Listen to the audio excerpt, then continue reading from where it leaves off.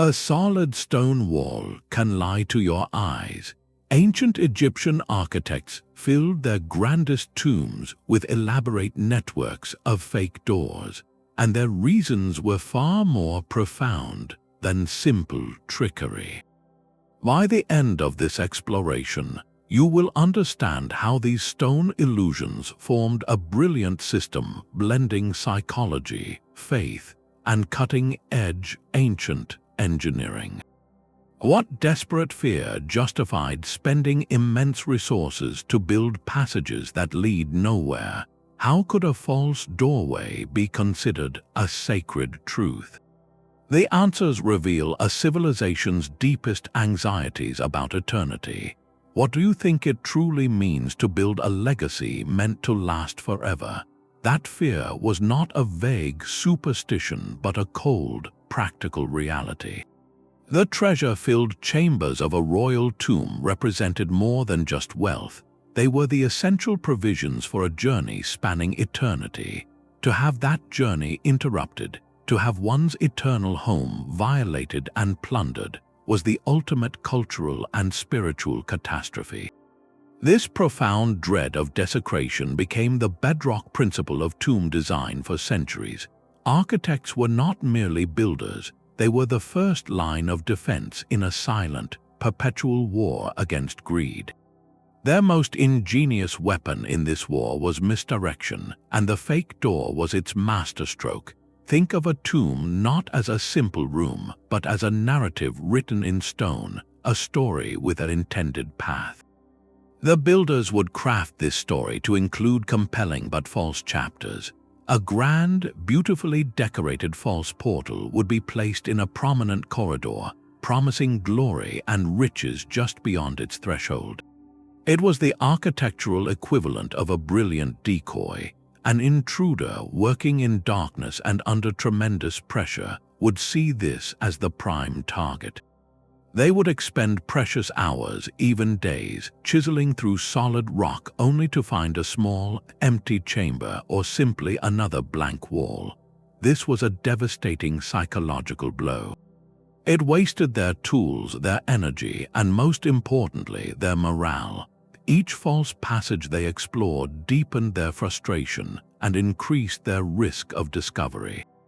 As the renowned Egyptologist Dr. Zahi Hawass has explained, these ancient builders were pioneering security experts, using the very substance of the mountain as their weapon. Their goal was to channel threat away from the true heart of the tomb. While robbers were distracted by impressive facades, the real burial chamber, often tucked away in an unadorned, nondescript passage, remained safer for a little while longer. This elaborate deception was born from a society that held the sanctity of the resting place as the absolute key to an everlasting life. The false door, therefore, was not a lie in the eyes of its creators, but a sacred truth, a necessary guardian of a truth too precious to lose. But the very first of these architectural illusions was not born from fear alone. It emerged from a deep, unwavering belief in connection. Long before the hidden chambers of the Valley of the Kings, in the vast necropolises of Saqqara, a different kind of door was being perfected. This was the false door stela, a central feature in the mastaba tombs of the Old Kingdom. Unlike the decoys meant to mislead robbers, this door had an entirely different audience. It was not a physical entrance at all, but a spiritual one. Carved from fine limestone or even granite, these stelae were masterpieces of artistry. They depicted the tomb's owner in serene, idealized form, often shown seated before a table overflowing with offerings of bread, beer, and fowl. Hieroglyphs listed their titles and recorded prayers for their sustenance. This ornate panel was a metaphysical gateway. The ancient Egyptians believed in a vital life force called the Ka, a kind of spiritual double that survived after physical passing. The Ka required nourishment to endure for eternity. Since it could not consume physical food, it fed on the very essence of the offerings, their spiritual sustenance. The false door stela was the designated point of contact. It was the interface where the world of the living met the realm of the eternal. Priests and family members would perform rituals before this carved facade, pouring libations and reciting incantations. The car was believed to pass through this symbolic doorway to receive the energy of these gifts. So here, deception served a dual purpose. To a potential intruder, it was simply a beautiful, solid wall, a dead end not worth the effort to breach. But to the family and the priests, and most importantly to the car of the deceased, it was the most active and vital threshold in the entire tomb. A stunning example is found in the tomb of Mereruka at Saqqara. His false door is an elaborate tapestry in stone, covered in detailed reliefs showing every aspect of a prosperous official's life and the abundant offerings meant to support him forever. An actual offering table was often placed directly in front of it, completing the ritual circuit. This practice beautifully illustrates how Egyptian architecture seamlessly served two realms. It provided a physical barrier against earthly greed while simultaneously forging an open conduit for divine grace. The false door was a profound statement, a declaration that the most important passages are not those we can walk through, but those we believe in. Yet this spiritual gateway was just the beginning of a much grander architectural deception. As tomb design evolved from the above-ground mastabas to the monumental pyramids and deep, rock-cut tombs, the false door transformed from a symbolic interface into an active, tactical weapon. Architects began weaving entire networks of blind portals directly into the very corridors of the tomb itself. These were not simple carvings on a wall, but fully realized three-dimensional doorways, complete with frames, lintels, and sometimes even steps, meticulously carved from the living rock only to seal a solid, impassable wall just inches beyond the threshold. The labor involved was immense. Shaping a perfect, convincing doorway deep inside a mountain of stone required skilled craftsmen and countless hours, a significant investment of royal resources. This tells us these features were not afterthoughts, they were considered essential. Their purpose was to exploit a fundamental human instinct, the impulse to follow an obvious path. In the claustrophobic darkness of a tomb corridor, lit only by flickering torchlight, a robber's eyes would lock onto the promise of that shaped opening. It represented progress, a logical next step toward the treasure they sought. They would channel all their effort into breaching it, their chisels ringing against stone, only to be met with the soul-crushing reality of a dead end. This tactic turned the entire tomb interior into a cognitive maze. Every doorway, real or false, became a question demanding a risky and exhausting answer. One of the earliest and most telling examples comes from the bent pyramid built for Pharaoh Sneferu at Dosha. Within its unusual structure, archaeologists found passages that branch and turn, leading to carefully crafted portals that ultimately go nowhere. This appears to be a period of bold experimentation, where architects were literally testing the psychology of intrusion. They were learning how to use the architecture itself to sow confusion, waste a robber's most precious commodities, time and resolve, and systematically dismantle their certainty. The tomb was no longer just a resting place, it was a psychological battleground. Each blind portal was a deliberate lie in stone, a calculated feint designed to protect the king's solitary and true path, his final journey to join the eternal stars. This architectural strategy evolved into a sophisticated form of psychological warfare. The goal was no longer just to block a path, but to dismantle the intruder's mind. Imagine the mounting dread as a team of robbers, deep inside a silent mountain, breaks through a heavy stone portcullis only to find another blank wall. They retreat, choose another corridor, and find what looks like a grand entrance only to discover it, too, is a masterfully carved facade. With each false discovery, their certainty crumbles. Time, their most critical asset, slips away. the air grows thin, their oil reserves dwindle, and every echo from their own tools sounds like a warning of approaching guards. The tomb itself became an instrument of doubt. This was not random deception, it was a systematic application of pressure, reflecting an ancient but advanced understanding of human behavior under extreme stress. The architects were creating a cognitive labyrinth where every decision could be a costly mistake. A powerful example of this principle in stone is the magnificent tomb of Pharaoh Seti I in the Valley of the Kings. Its long, descending corridors are punctuated by multiple doorways, some leading to side chambers, others perfectly sealed shut from the moment they were carved. To an intruder, these features were indistinguishable. The very abundance of choices of apparent opportunities became a paralyzing trap. It amplified the tomb's perceived impenetrability, making the real burial chamber feel like a secret lost within a hall of mirrors. This design philosophy feels eerily familiar to modern security experts. Think of a high-security data center with its series of man-traps and airlock doors, each one requiring authentication, each one designed to delay, confuse, and control the movement of any unauthorized person. The ancient Egyptian architects were pioneers of this very concept.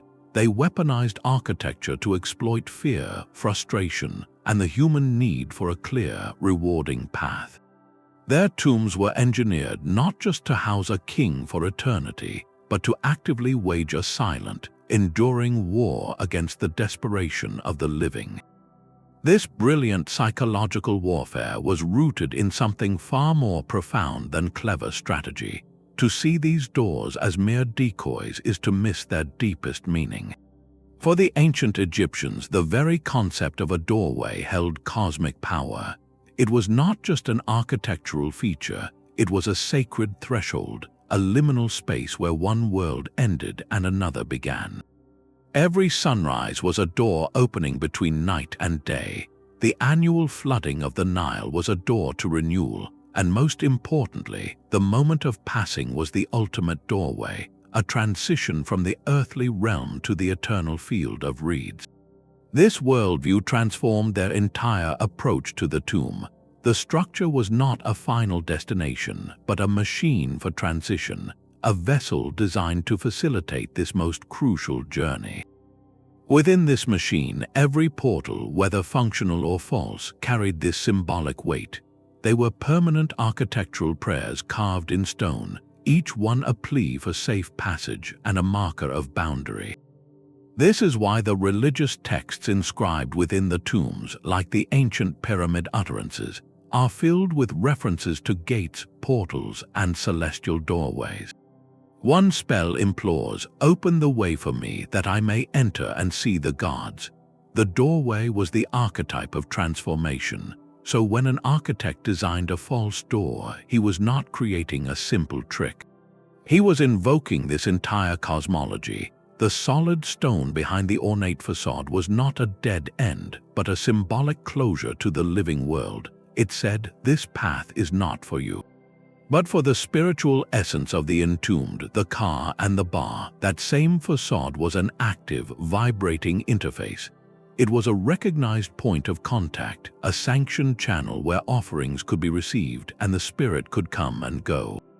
This duality resolved a potential religious conflict beautifully. How could a tomb, meant to be an eternal home, be filled with traps and lies? The answer lay in this layered symbolism.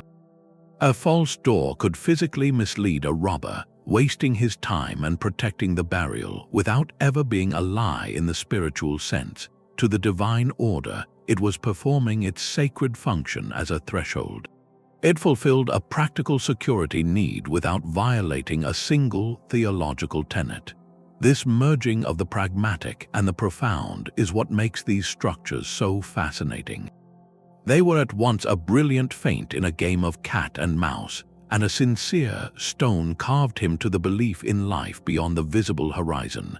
The very falseness of the door to our hands confirmed its ultimate truth to their faith.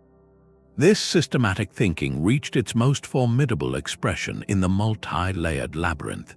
The grandest royal tombs were not simple corridors with a few clever decoys. They were three-dimensional puzzles carved from bedrock. Architects stopped thinking in terms of single doors and began designing entire deceptive landscapes. False portals became just one component in a much larger defensive orchestra, conducted with shafts that dropped into darkness, wells that held only silence, and corridors that deliberately shifted their axis, breaking a robber's sense of direction. This was defense in depth, a term modern security experts would recognize instantly. The goal was to ensure that breaching one barrier only delivered you to the next challenge, in a sequence designed to exhaust every resource you carried. The entire tomb became a shield, its overwhelming complexity its greatest protection. We see a breathtaking early blueprint for this in the step pyramid complex of Pharaoh Djoser at Saqqara. Beneath that iconic terraced structure lies a staggering underground world, a network of galleries and tunnels stretching for miles. Within this stone maze, archaeologists have found countless sealed portals, niches that look like entrances, and passages that double back on themselves. It is a masterclass in disorientation.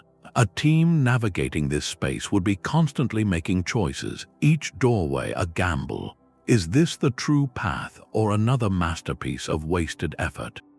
The labyrinth did not just hide the burial chamber, it actively consumed the intruder's will. Every hour spent deciphering a false lead was an hour the tomb remained secure. This holistic approach reveals the architects as early systems engineers. They were not merely decorating a burial site, they were solving a problem with multiple, interdependent variables. How do you protect a fixed location with infinite time? You build an environment where time itself becomes the enemy of anyone who enters without the map. The tomb's security was no longer a lock on a door. It was the very experience of being inside it, a slow, grinding process of defeat by 1,000 stone dead ends. This architectural insurance policy for eternity came at an astonishing price. To carve a single convincing false doorway deep inside a mountain tomb required a small army of specialists. Master quarrymen first had to locate and extract flawless blocks of limestone or granite. Teams of laborers, using nothing but wooden sledges, ropes, and sheer human effort, then transported these multi-ton stones across the desert. Finally, elite artisans spent weeks or months sculpting the stone, creating perfect lintels, jambs, and hieroglyphic inscriptions, all for a passage that would lead absolutely nowhere. The economic calculus seems baffling from a modern perspective. Why would a kingdom, even a wealthy one, pour such precious resources into building elaborate lies? The answer lies in a value system where the earthly and the eternal were inseparably linked, and the cost of failure was beyond measure. On one side of the ledger was the immense but quantifiable expense of labor and materials. On the other side was the potential loss of the entire tomb's contents, the gold, jewelry, ceremonial artifacts, and sacred texts that were not merely treasure but the essential provisions for a pharaoh's journey. More devastating than the loss of gold, however, was the spiritual catastrophe. A violated tomb meant a broken journey. If the pharaoh's physical form was disturbed or his offerings stolen, his ka could not be sustained, and his connection to the divine realm could be severed. This was not seen as a simple misfortune. It was a direct assault on Maat, the fundamental order of the universe. The pharaoh was the living guarantor of Maat on earth, and his successful transition to the afterlife was essential for the continued harmony of the world, for the Nile's flood, for the harvest, for the stability of the kingdom itself.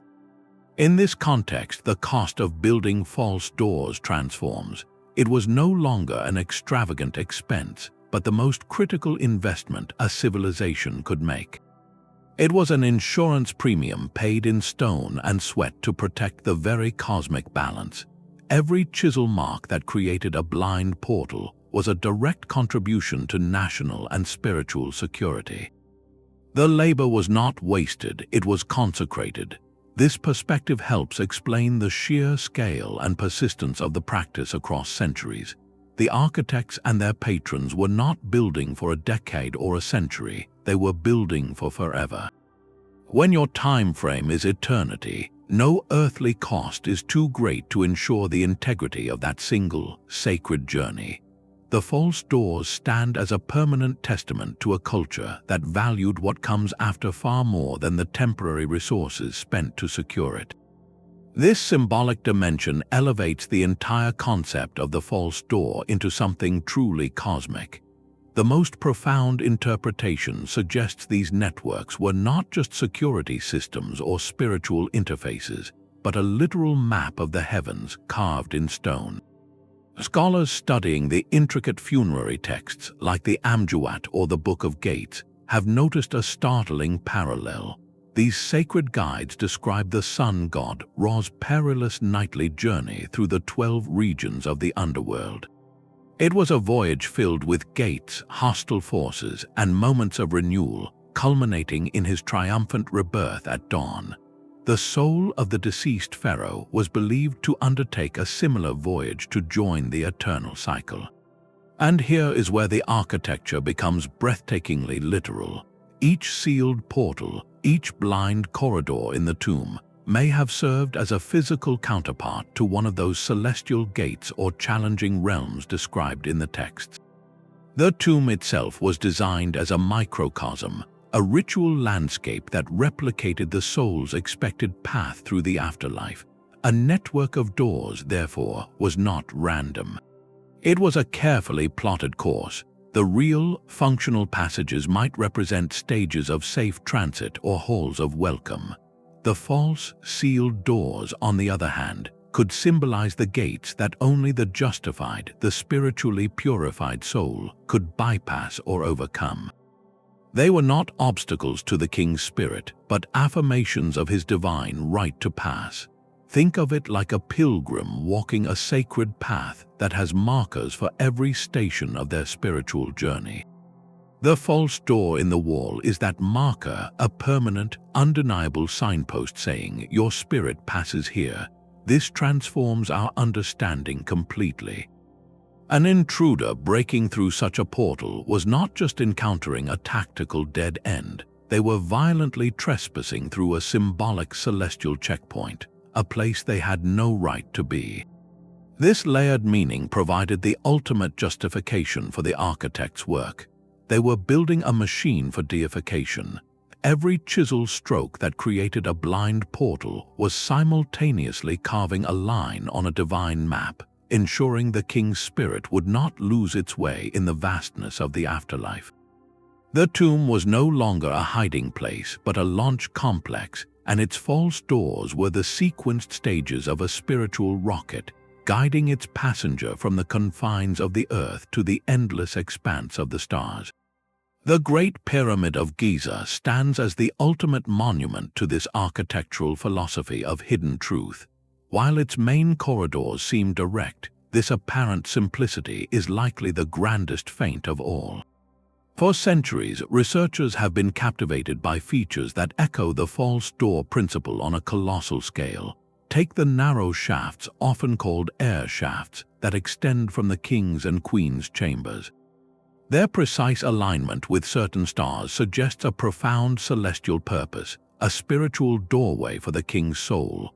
Yet physically, they are sealed, non-functional tunnels leading deep into the pyramid's heart. They are perfect architectural metaphors, offering a symbolic path to the heavens while remaining a literal dead end within the stone. Even more telling are the massive granite portcullis slabs in the ascending corridor. These are not mere blocks but fully shaped and finished sliding doors, designed to drop and seal the passage permanently.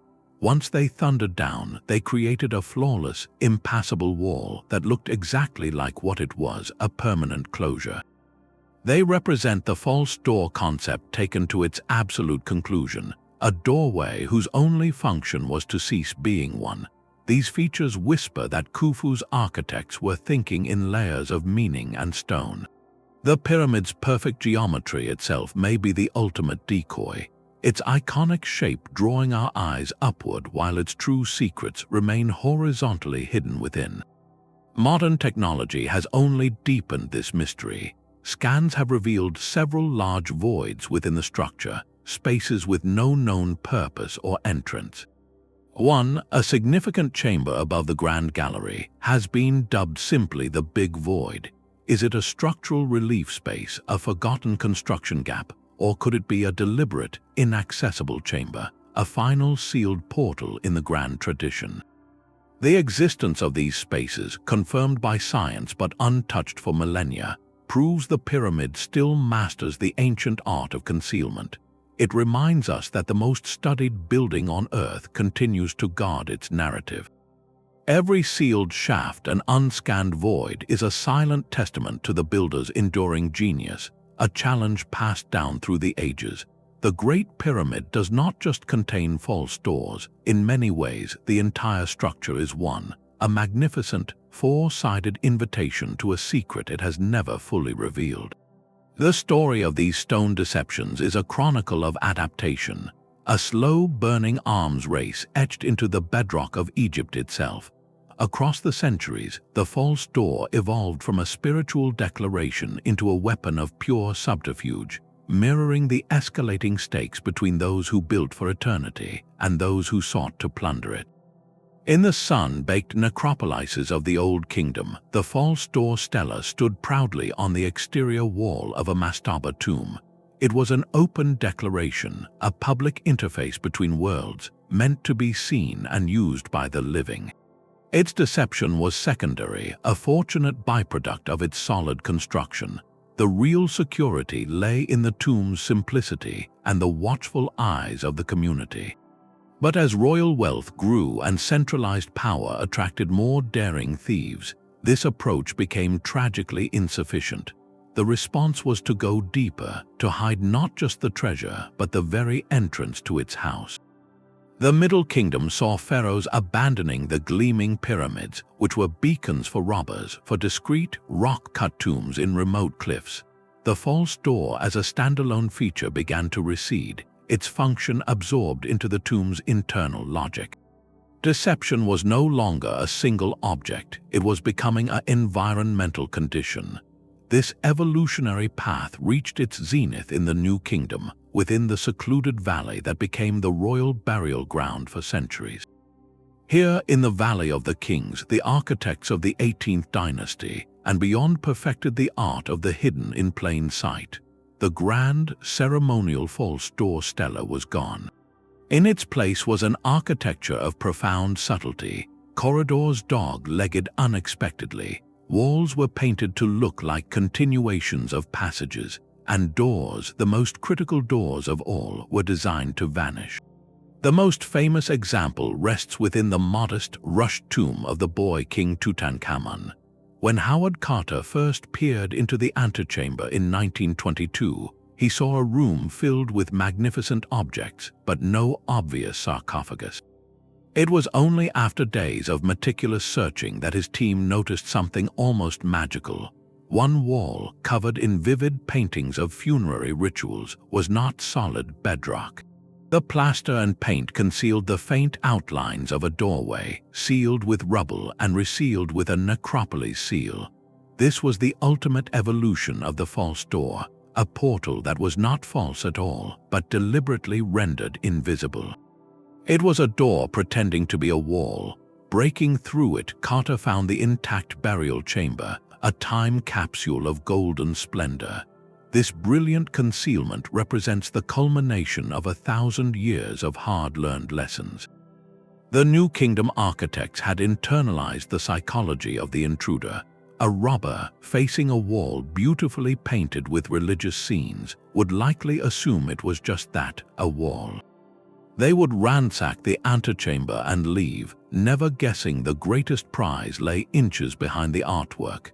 This shift from prominent symbolic gateway to invisible functional threshold tells a compelling story. It was an arms race in slow motion, driven by the increasing value of the treasures and the painful memory of countless violated tombs. Each generation of builders studied the failures of the past, learning that the most effective deception is not a grand lie, but a perfect imitation of the truth. But the most effective illusions are never standalone. A single false door might confuse an intruder, but a system of them could break their will entirely. This is where ancient Egyptian architects demonstrated true strategic genius, integrating different defensive elements into a single, devastating psychological trap. The false door rarely worked alone. It was part of a choreographed sequence, often paired with one of the most imposing physical barriers ever devised, the Portcullis slab. Imagine a massive block of granite, perfectly shaped to slide down grooves carved into a corridor's walls, sealing it with a final, thunderous crash. Once lowered, it presented a seamless, impassable wall. Now, place a beautifully carved false doorway in the corridor just before this slab. The narrative for a desperate robber becomes a cruel puzzle. They enter the corridor and see the massive portcullis first. It looks like the ultimate dead end, the tomb's final statement. Their eyes then dart to the side, spotting the ornate false door. In that moment of pressured decision-making, the false door transforms. It is no longer just a carved wall. It becomes the logical alternative, the secret bypass the builders foolishly left exposed. They will turn their tools toward it, convinced they have outsmarted the architects, and waste immense effort only to find solid rock.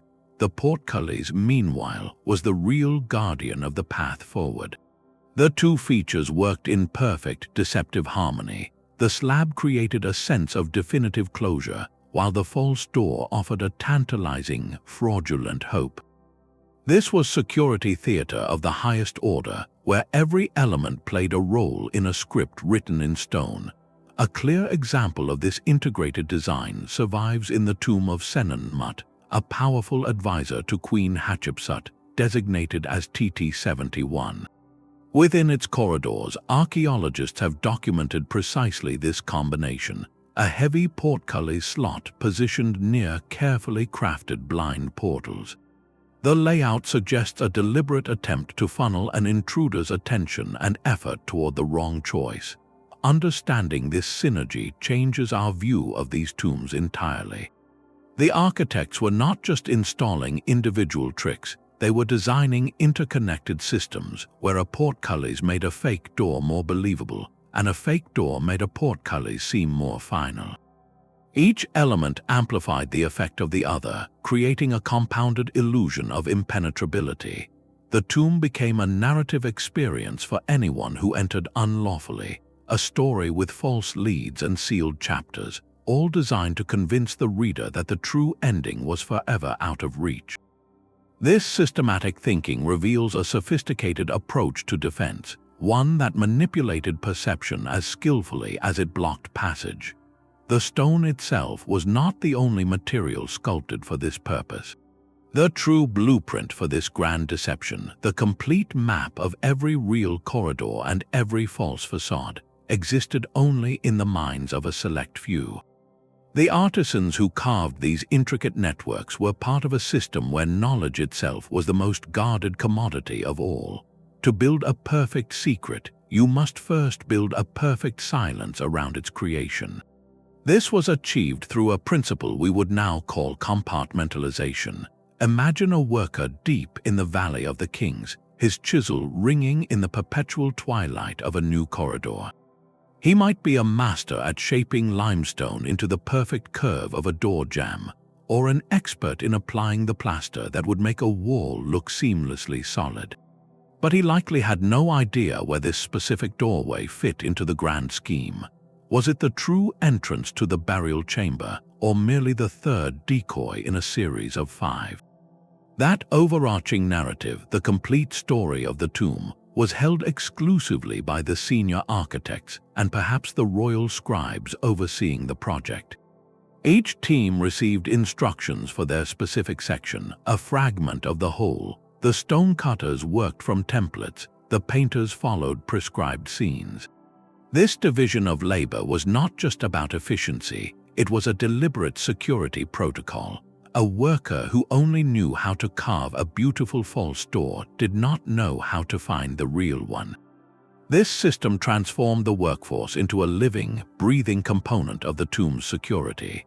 Their skilled hands built the illusion, while their controlled understanding guaranteed they could not betray it.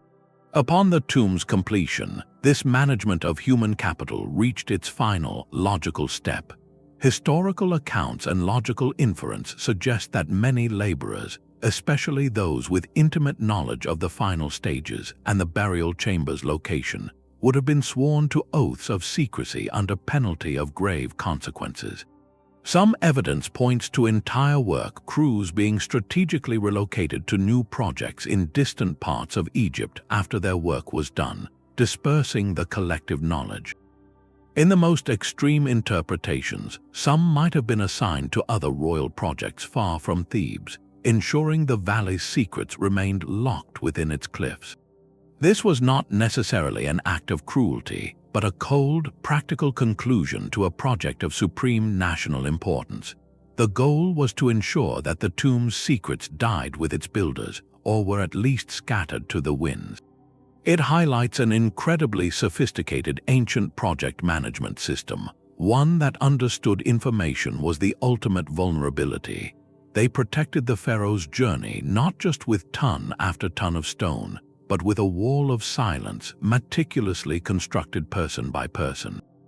The real masterpiece was not just the labyrinth in the rock, but the invisible labyrinth of withheld knowledge that made it truly impregnable. The greatest threat was not the loss of gold, but the corruption of the soul itself. In the ancient Egyptian worldview, a tomb was more than a vault. It was a sacred container for a delicate spiritual ecosystem. The well-being of the deceased depended on the preservation of perfect order, or mat, within that space. Its opposite, the destructive force of chaos known as Isfet, was a constant, lurking danger. A physical breach by robbers did more than steal offerings, it invited this chaos inward. It was a form of spiritual pollution, a violation that could disrupt the eternal sustenance of the Ka and the free movement of the Ba, the spirit components essential for an everlasting existence. This fear transformed the purpose of the false door once more. Beyond its tactical and symbolic roles, it became a theological safeguard, a ritual lightning rod designed to protect the most vulnerable aspect of the tomb, its spiritual integrity. Think of the tomb's boundary not just as a wall of stone, but as a membrane between cosmic forces. A robber, driven by greed and committing an act of profound disorder, was an unwitting carrier of Isfet. The architects, understanding this, designed features to intercept that corruption before it could reach the sacred core. The beautifully carved false portal, prominently placed, served as a decoy for malignant intent as much as for human intruders. In the logic of Egyptian magical thinking, representation held immense power. A depiction of a door was not just a picture of a door, it held the essence of doorness. Therefore, a meticulously crafted false door could functionally act as a receptacle. Any curse, any negative energy, any chaotic force directed at the tomb could be symbolically absorbed or deflected by this designated stone facade. It was a brilliant piece of spiritual engineering. The harmful intent would strike the decoy, believing it had found an entrance, and its power would be dissipated against the solid, eternal rock. We see echoes of this principle in other protective practices, like the placement of fierce guardian statues or the use of apotropaic wands in burial chambers. These items were not just art, they were active defenders on a metaphysical plane. The false door operated on the same principle but through architecture. It was a permanent, immutable part of the tomb's defensive liturgy. This explains why such care was taken in their construction, even deep within hidden corridors where no living eye would ever appreciate their artistry. The craftsmanship was an act of consecration. Each chisel stroke that defined the lintel and jambs was reinforcing a barrier against unseen threats. The door's very falseness was its strength, a declared boundary that said to any chaotic force, "This is as far as you go. Your corruption stops here." In this light, the network of blind portals becomes a purification system. While a robber might eventually find his way past a physical trap, the spiritual contamination he carried could be neutralized at the threshold, channeled away from the silent, sacred chamber where the true journey was meant to continue, undisturbed and eternally pure. The proof of this ancient strategy lies not in ancient texts, but in the stone itself, uncovered by modern hands. At the pyramid complex of Pharaoh Unas at Saqqara, the last ruler of the Fifth Dynasty, archaeologists made a telling discovery. His burial chamber, though long ago entered by robbers, still held clues to the architectural mindset of his time. The walls were lined with the earliest known version of the pyramid texts, the sacred spells to guide the king's journey. Yet the approach to this chamber was guarded by a series of sealed corridors and niches that served no apparent structural purpose. These features, scholars argue, were not mistakes or unfinished work, but deliberate blind passages, early experiments in the art of misdirection meant to confuse anyone who did not know the true path. Similarly, in the cliffside tombs at Beni Hassan, belonging to provincial governors of the Middle Kingdom, we see a fascinating evolution. Here, the grand, painted false door stelae inside the tomb chapels are accompanied by hidden shafts and secondary chambers sealed off from the main hall. These tombs, less grandiose than royal sepulchres, show how the core idea of deceptive architecture filtered down through Egyptian society. Anyone entering such a tomb would be confronted with the beautiful, obvious false door meant for offerings, while the actual resting place of the governor was tucked away behind a less conspicuous, carefully disguised portal. These finds are like finding the original blueprints for a magic trick, revealing the meticulous planning behind the illusion. Today, we no longer need to rely on a robber's luck or destructive excavation to find these secrets.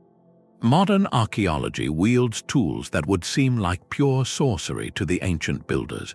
Ground-penetrating radar sends pulses of energy deep into the earth, listening for the echo that reveals a hidden chamber or a void behind a solid-looking wall. Three-dimensional laser scanning, or LIDAR, maps entire tomb complexes with millimeter precision, allowing researchers to see subtle alignments and sealed portals invisible to the naked eye.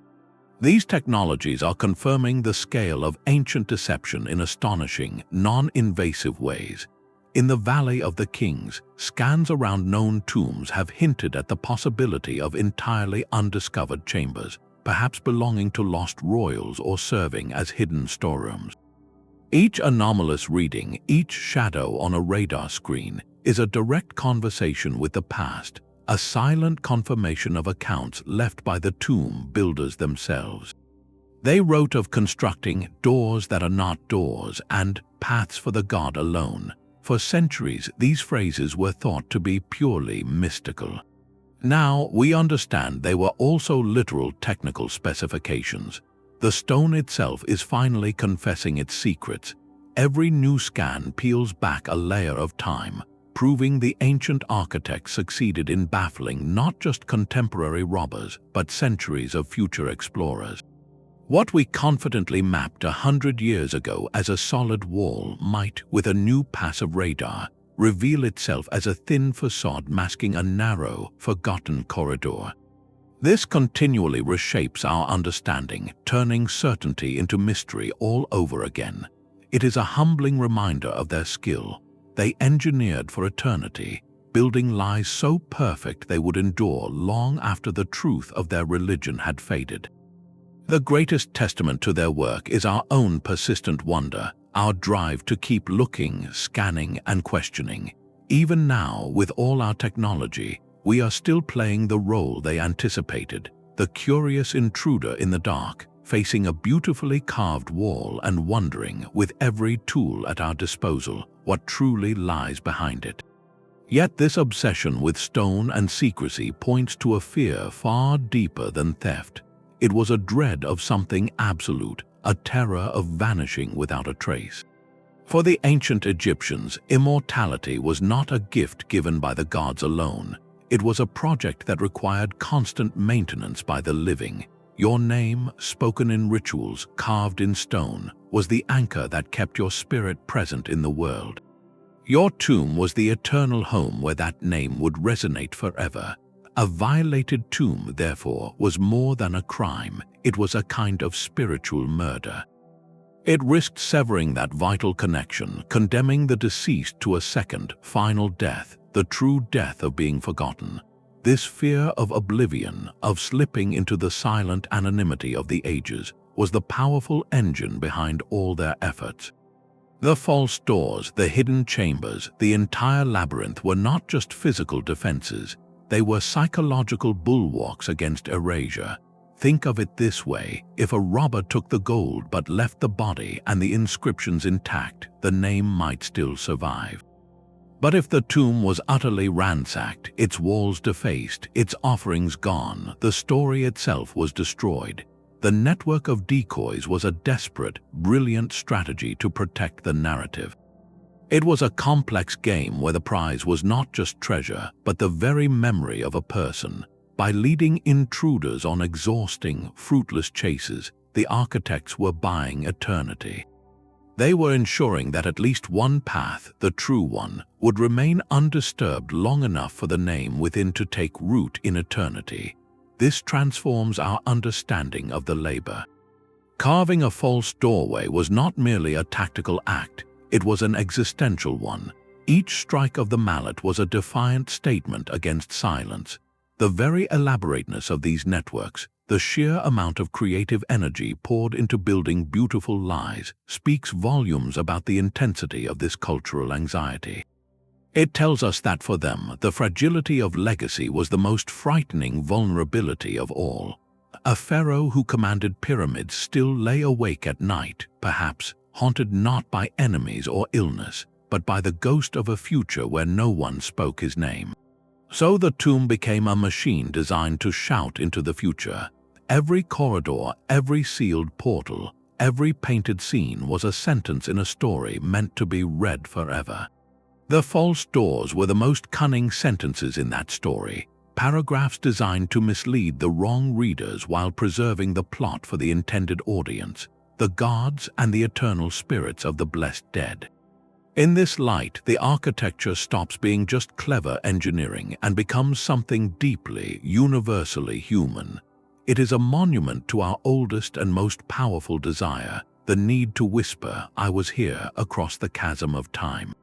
The ancient Egyptians built their whispers in granite, knowing that stone could falter, but hoping that a story, perfectly protected, might just last forever. These stone deceptions were given a voice. Often, the false doors and the walls surrounding them were covered in inscriptions, carved hieroglyphs that did far more than simply label the scene. These texts were the final, crucial layer in the architectural strategy, a blend of spiritual activation and psychological warfare. An offering formula inscribed around a false portal did not just describe a ritual, it performed one. By permanently etching the prayers for bread, beer, and incense into the stone, the priests and artisans were ensuring the door's spiritual function continued eternally, regardless of whether living attendants ever stood before it again. The stone itself became a perpetual priest, chanting the necessary spells to sustain the ka. This transformed the false door from a static block into an active, vibrating node in the tomb's sacred network. But alongside these benevolent invocations, another kind of text could appear. Protective curses, though less common than popular culture suggests, were a genuine part of the defensive toolkit. A phrase carved near a suspicious corridor or a beautifully deceptive facade served a dual purpose. On a spiritual level, it was an apotropaic measure, a magical guard meant to repel chaotic forces. On a practical, human level, it was a potent deterrent aimed squarely at the mind of a potential intruder. Imagine a laborer, a stonecutter perhaps, who knew the tomb's basic layout, contemplating a return under cover of darkness. As he moves through a corridor, his torch flickers over deeply carved glyphs. He cannot read the formal offering spells, but he recognizes the ominous, angular shapes of a protective curse. The text might invoke a god like Osiris or Anubis, promising a terrible fate for anyone who disturbs this sacred space. In that moment, the architecture gains a voice, and it speaks directly to his deepest fears. The curse inscription amplified the deceit of the false door perfectly. A robber who believed in the power of such words would look at an ornate, cursed doorway and think the entire area was magically charged and best avoided. He might turn away, seeking a less protected and perhaps more genuine path. This is where the grain of truth in the modern myth of the Pharaoh's curse finds its origin. It was not about supernatural vengeance striking down archaeologists centuries later, but about a contemporary, culturally specific threat meant to alter behavior. The combination was masterful textual threat layered over architectural trickery. It created a multi-sensory barrier, one that appealed to both the eyes and the imagination. A man in a dark tunnel faced not just a confusing stone puzzle, but a spoken warning from the gods themselves, etched forever into the very rock he meant to violate. The silence of the tomb was an illusion. It was filled with the permanent whisper of sacred words, some offering comfort to the spirit within, and others issuing a stark, final warning to any living soul who dared to cross the threshold. The stone whispers of the Egyptian architects did not fade with their civilization. Their brilliant strategy of using space and perception as a shield traveled far beyond the desert sands, embedding itself into the very DNA of how later cultures would design for secrecy and security. The core principles, misdirection, psychological pressure, and defense in depth, proved to be universal solutions to a timeless human problem: how to protect what is most valued. We can trace a direct conceptual line from the blind portals of the Valley of the Kings to the fortified walls of a medieval castle. In those stone fortresses, builders often included a feature known as a postern gate, a small secondary entrance. But alongside these real gates, they sometimes constructed false ones, solid sections of wall meticulously crafted to look like a potential weak point or a secret entrance. The purpose was identical to the Egyptian decoy: to attract and waste the energy of a besieging army. Soldiers would see what appeared to be a wooden gate, perhaps slightly recessed, and would direct their battering rams or sapping efforts toward it, only to find immutable stone behind the facade. This wasted their momentum, exposed them to defensive fire, and shattered their morale, all while the true gates and walls remained secure. The psychological calculus was unchanged: exploit the attacker's need for a clear target by providing a beautifully crafted, utterly fraudulent one. This legacy of architectural deception extends into the shadows of more clandestine organizations. For centuries, secret societies and groups operating under persecution mastered the art of the hidden in plain sight.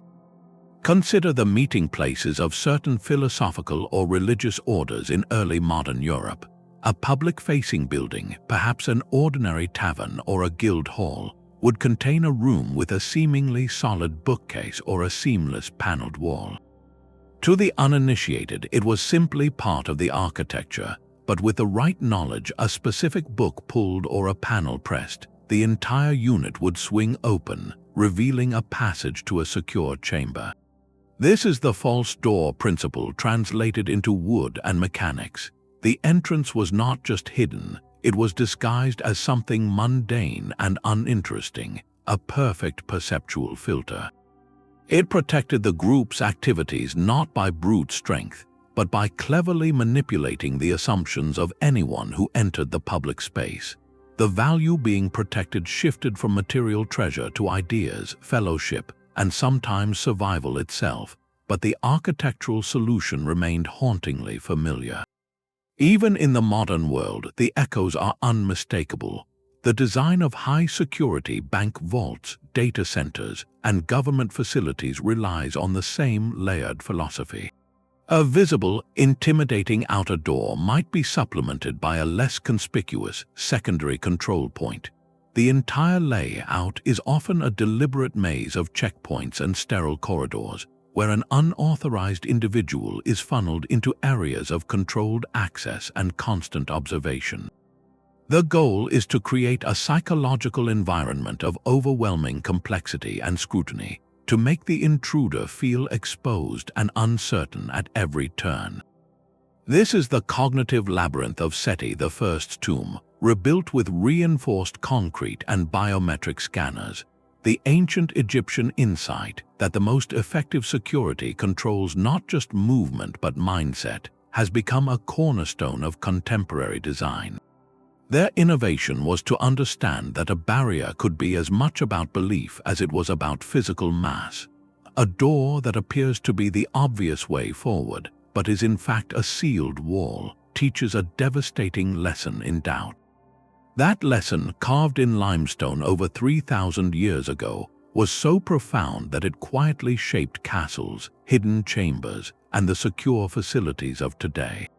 It reveals a stunning truth about human ingenuity, that the solutions to our most fundamental fears, the fear of loss, the fear of exposure, the fear of oblivion, can be so elegant that they transcend their original time and place, becoming a permanent thread in the tapestry of how we build.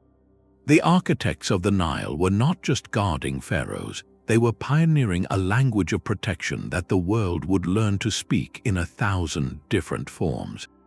Hollywood has painted a vivid but largely fictional picture of the ancient tomb raider's peril. We see massive rolling stone spheres, floors that give way into pits, and walls that shoot deadly darts. While these cinematic traps make for thrilling adventure, the archaeological record tells a different, far more intellectually compelling story. The evidence for such elaborate mechanical death traps in Egyptian tombs is virtually non-existent. No excavator has ever uncovered the remains of a complex trigger mechanism, a counterweight system for a swinging blade, or a pressure plate designed to collapse a floor. Primary and most effective trap was not made of gears and levers, but of confusion and doubt carved directly into the stone. The real danger for an intruder was far more mundane and in many ways more terrifying. It was the risk of a tunnel ceiling, weakened by their own clumsy chiseling, collapsing and burying them in total darkness. It was the profound disorientation of being lost in a silent, multi-level labyrinth with a failing torch. And above all, it was the constant, gnawing fear of being discovered by the necropolis guards, a fate that carried severe and final consequences. This shift in understanding is crucial. It moves us from a fantasy of crude mechanics to an appreciation of a truly sophisticated security philosophy. The ancient architects were not building Rube Goldberg machines of doom, they were designing experiences. They weaponized the environment itself and the psychology of the person forced to navigate it. A sealed false door was a masterstroke precisely because it required no moving parts, no maintenance, and it never failed. It simply was a permanent question mark in the dark that consumed time and eroded resolve. Its power lay entirely in the mind of the person staring at it, wondering if the effort to break through would be the key to a fortune or just another exhausting dead end. This was security through elegant deception, a system that outsmarted you rather than outmuscling you. It reveals a form of engineering brilliance that is subtle, enduring, and in its own quiet way, far more impressive than any Hollywood contrivance. The greatest trick the Egyptians ever pulled was convincing the world for centuries that their tombs were filled with spectacular traps, when their true genius was building traps made entirely of thought and stone. The silent war inside these tombs was often fought between neighbors. To truly understand the desperate need for such elaborate stone deceptions, we must shift our gaze from the grand architects to the shadowy figures they sought to thwart. The tomb robbers of ancient Egypt were rarely foreign invaders or distant marauders. More often, they were local people, sometimes even the very workers and craftsmen who had built the tombs they later plundered. They possessed the intimate, dangerous knowledge the architects feared most, knowing where a corridor began and how a wall was constructed. Their motives were frequently born not from greed alone, but from profound need. Periods of political collapse, weak pharaohs, or economic hardship saw a dramatic spike in tomb violations. When the central authority that paid the workers and guarded the necropolis faltered, the immense concentration of wealth buried in the cliffs became an irresistible target for a struggling community. The fake doors then become more than security features. They are a physical dialogue, a tense conversation in stone between the absolute power of the elite and the desperation of the disenfranchised. Each beautifully carved blind portal is a materialization of this social tension, a direct response to the threat from within. The architects were not just designing against a generic intruder, they were building specifically to counter the insider, the person who might know too much. This layer of context adds a profound complexity to the silent stones. The tombs are monuments to eternal glory, yes, but they are also monuments to stark inequality.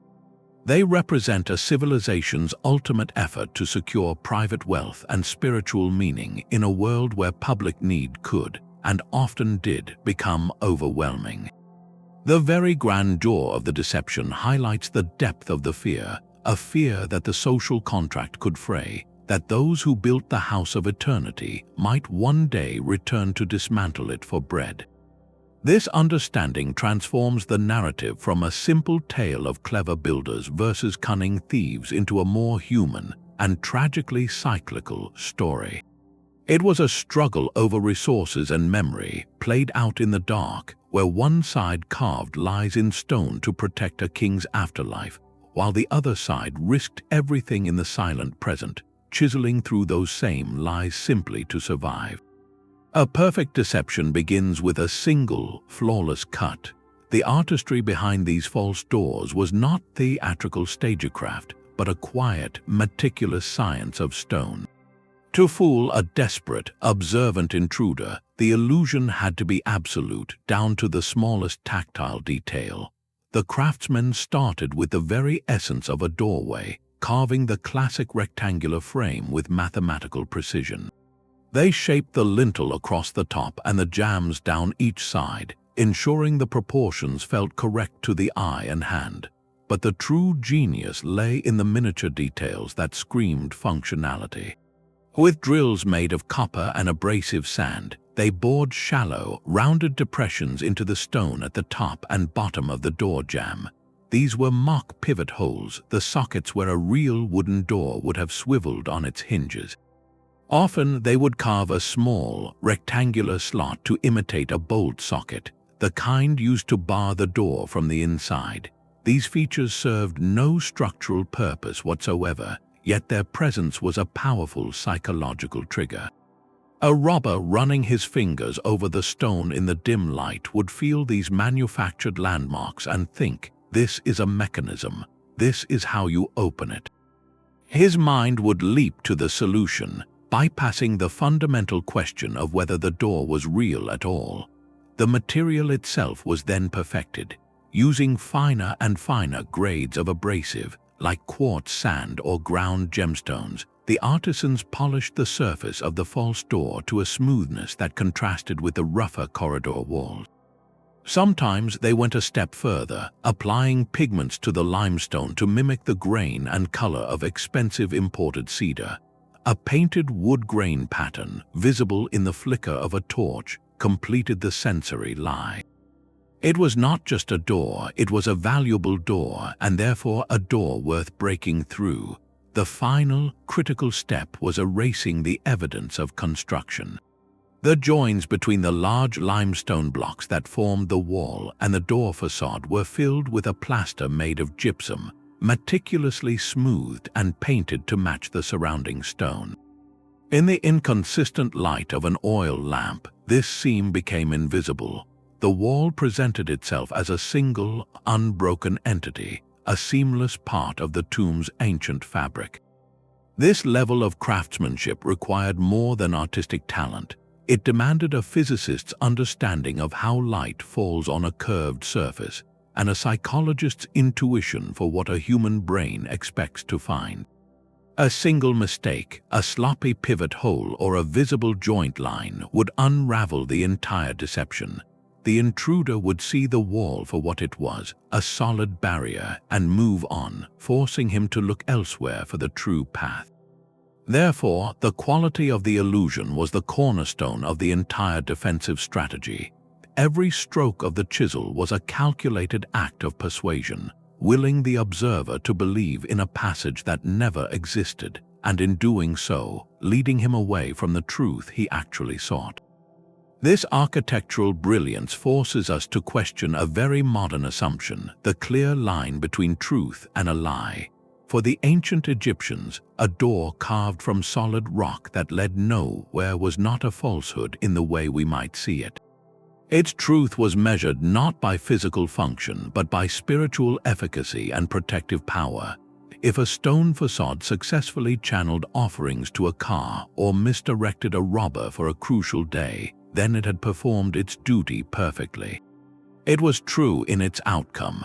This reveals a fascinating cultural lens, one where symbolic representation often held more weight than literal replication. Look at their art. A figure is shown with a frontal eye on a profile face, not because they couldn't draw a side view, but because they were depicting the essential truth of a person having both an eye and a face. The image captured the complete idea, not a frozen moment. The false door operates on this same profound principle. It represents the complete idea of a doorway, with all its symbolic thresholds and spiritual passages made permanently manifest in stone. Its solidity is not a failure, but the point. It is a doorway that is eternally closed to the living, yet perpetually open to the necessary forces of the afterlife. This blurring of lines between reality and representation was not a confusion, but a sophisticated philosophical stance. Their world was layered with meaning, where a name had power, a statue could house a spirit, and a painted offering scene could provide actual sustenance. The tomb architects were simply applying this worldview to the problem of security. They built functional truths that worked on multiple planes of existence simultaneously. A single structure could be a tactical decoy, a religious interface, and a cosmic map, all without contradiction. This is why the term false door feels almost inadequate. It imposes our binary of real versus fake onto a culture that thought in terms of purpose and potency. For them, the most real thing in the tomb might have been that immovable slab of limestone, because it was doing the most vital work, guarding truth by masterfully impersonating it. In the end, these networks challenge us to expand our own definitions. What is more true, a wooden door that rots in a century, or an idea of a door so powerfully executed in stone that it continues to perform its intended duty, to baffle and to guide for thousands of years? The silent stones of Egypt suggest that sometimes the most enduring truth is the one built on a beautifully crafted illusion. The same psychological duel between protector and intruder now plays out in a realm the ancient Egyptians could never have envisioned. In the silent, glowing corridors of the digital world, security architects deploy virtual decoys known as honeypots. These are not made of limestone, but of code, designed to mimic real servers, databases, or network segments. Their purpose is a direct echo from the Valley of the Kings, to attract, misdirect, and study anyone attempting an unauthorized entry. Just as a beautifully carved false door promised glory to a tomb robber, a convincingly crafted honeypot server might appear to hold valuable financial records or proprietary secrets. A hacker drawn to this apparent prize will spend precious time and resources trying to exploit it, all while their every move is monitored, recorded, and analyzed by the security team watching from the shadows. The intruders' tools, their techniques, even their digital fingerprints are captured, all while they believe they are making progress. This is the modern portcullis and false door working in perfect, invisible harmony. The decoy wastes the attacker's most critical asset, time, and degrades their morale, while simultaneously teaching the defenders how to better fortify the real, valuable systems.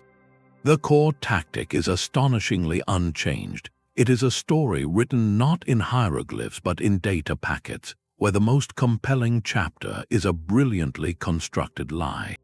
This parallel reveals something profound about human ingenuity. Whether the valued asset is a pharaoh's journey to the stars or a corporation's intellectual property, the fundamental strategies for protection converge on a timeless principle: understanding the psychology of the threat. The ancient architects manipulated perception through physical space, creating doubt with every sealed corridor. Today's cybersecurity experts manipulate perception through digital space, creating convincing illusions within a network. Both approaches understand that the most effective defense often involves building a better, more enticing trap, one that turns the intruder's own curiosity and greed against them. It is a silent acknowledgement that some threats cannot be stopped by a simple wall. They must be led astray by a door that promises everything and delivers nothing but a lesson. This continuity across millennia suggests that while our tools have evolved from chisels to algorithms, the battle for security remains at its heart, a deeply human contest of wits. The greatest triumphs of their craft are the ones we still cannot see. For all our scanning and scholarship, the silent stones of Egypt guard their final secrets with an ancient stubbornness. The frontier of Egyptology today is not just in the sand, but in the data, where light and particles are trained to see through what the human eye cannot. Yet even these tools meet their match in the architect's original designs. Consider the elusive tomb of Pharaoh Amenhotep I. Historical records confirm his burial, but his final resting place has never been identified. Egyptologists widely believe it lies somewhere in the Valley of the Kings, likely concealed behind a maze of natural rock and perhaps deliberate blind passages. Its location remains one of the field's most tantalizing puzzles, a royal absence that speaks volumes about the effectiveness of ancient concealment. If found, it would offer an untouched laboratory of 18th Dynasty burial practice, but the mountain keeps its silence. Similarly, within the very structures we think we know, unanswered questions whisper. The Great Pyramid of Giza, scanned and studied for centuries, continues to provoke speculation.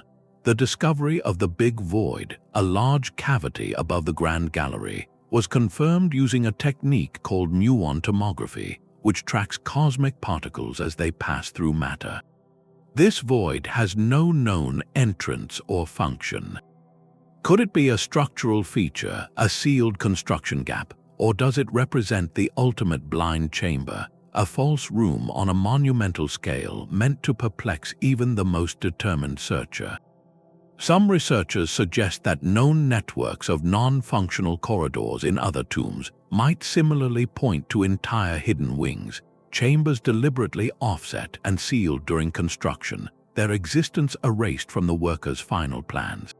Modern technologies like LIDAR, which maps terrain with laser light, and ground-penetrating radar are our new chisels, allowing us to probe without breaking the seal. They have revealed hidden causeways near pyramids and hinted at subsurface anomalies near known tombs.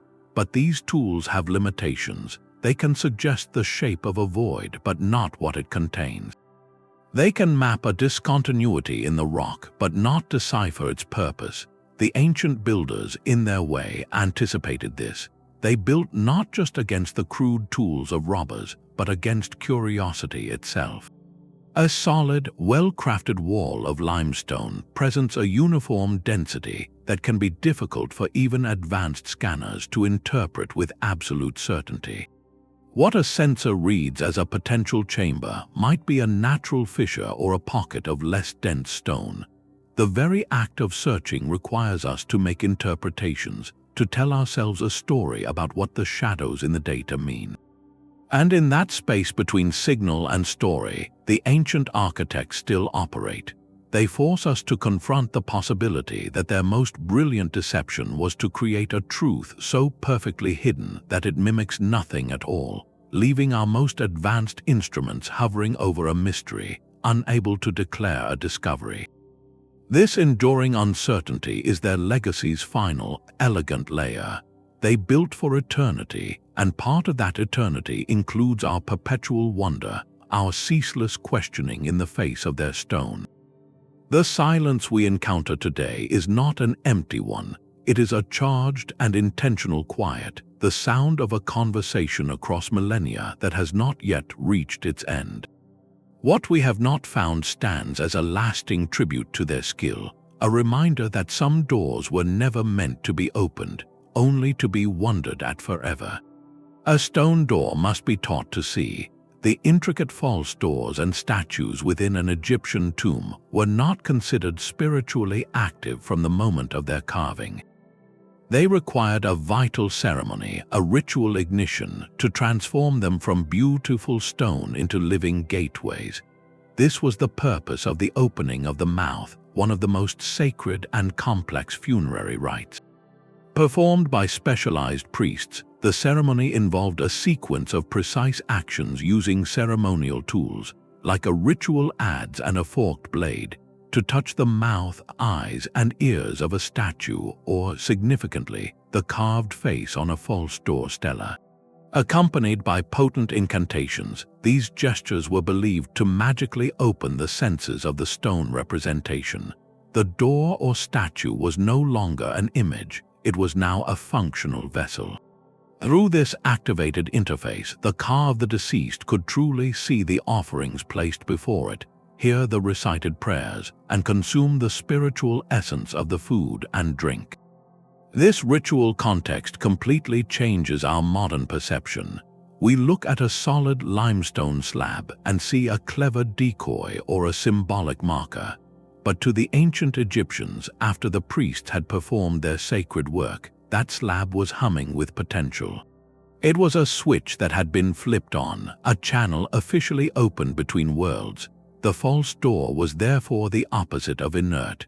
It was a ritually charged component, as essential to the tomb's function as the wiring in a modern machine. This inseparability of ceremony and architecture is key. The tomb was not a finished product upon the burial of the occupant. It was a system that required correct activation and ongoing maintenance to perform its eternal duty. The false doors were the permanent terminals installed in the stone, and the opening of the mouth was the initial boot-up sequence, loading them with the sacred software needed to operate forever. This understanding resolves a seeming contradiction. How could a door that led nowhere be considered functional? Because its function was not physical passage, but spiritual reception. The ritual made it so. A beautifully carved but unconsecrated door was just a block. A consecrated door, touched by the adze and filled with the power of spells, was a living organ of the tomb's body, designed to nourish the spirit within for all time. It turns the entire network of blind portals from a collection of clever tricks into an array of sanctified instruments, each one waiting in the silence to perform its one vital task, to listen for the whispers of the living and sustain the voice of the dead. The most dazzling art in the tomb was often a lie. Those false doors, far from being crude decoys, were masterpieces of color and form, their surfaces alive with brilliant blues, ochres, and greens. They depicted the tomb's owner in serene, idealized perfection, surrounded by family and servants, with hieroglyphic lists enumerating every offering of bread, beer, and linen he could ever desire.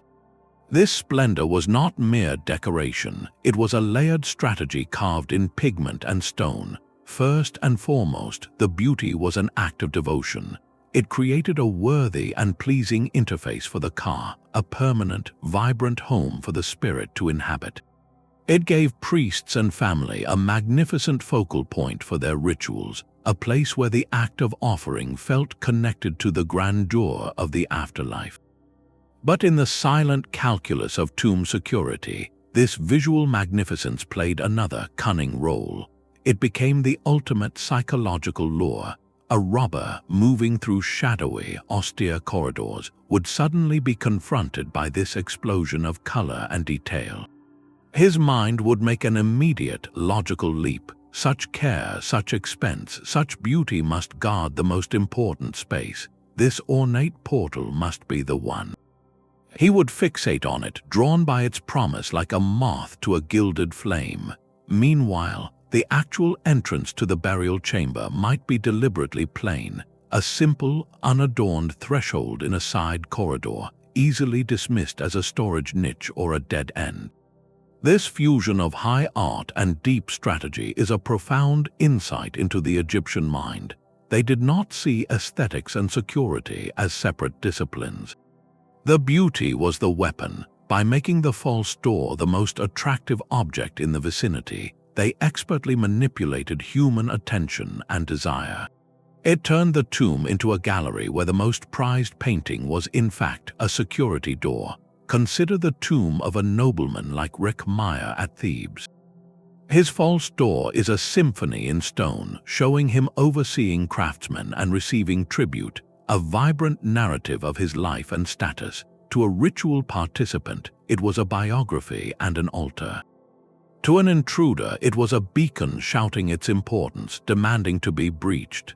This aesthetic dimension completes our understanding of the false door's genius. It was not just a block of stone pretending to be a passage. It was a siren song carved in limestone, singing a song of treasure to the very ears it sought to deceive. In protecting eternity, the ancient builders understood a timeless truth, that nothing disarms suspicion quite like breathtaking beauty. These silent stone guardians were never just one thing. They were psychological mazes, spiritual interfaces, and masterpieces of art, all woven into a single, enduring solution. The ancient Egyptian architects understood something we still grapple with today, that our deepest fears and highest hopes are often two sides of the same coin. The fear of being forgotten demanded a permanent home for the name. The hope for transcendence required a protected path to the stars. The false door network answered both calls with breathtaking elegance. It turned a tomb from a simple container into a dynamic machine for eternity, where every sealed portal was a calculated feint against time and a sacred marker on a divine map. This integration of belief, security, and artistry is their lasting genius. They refused to separate the practical from the profound, seeing no contradiction between a cunning trap and a consecrated altar. For them, protecting a legacy was a holy act, and every chisel stroke that built a beautiful lie was a sincere prayer for an unbroken journey. When we stand before these facades today, we are not just looking at clever archaeology. We are witnessing a civilization's entire philosophy carved in relief, a testament to the human spirit's relentless drive to build something that outlasts the self. Their fight against oblivion was fought with intelligence and faith, and the battlefield was the quiet mountain itself. If these walls could finally speak, they might not reveal the location of hidden gold. Instead, they would murmur a more universal truth, that the most powerful things we ever build are the stories meant to survive us. What other layers of meaning do you think are still waiting patiently behind the next unbroken stone? Let us know what you believe in the comments, and subscribe to keep exploring the mysteries written not just in history books, but in the very bedrock of our world.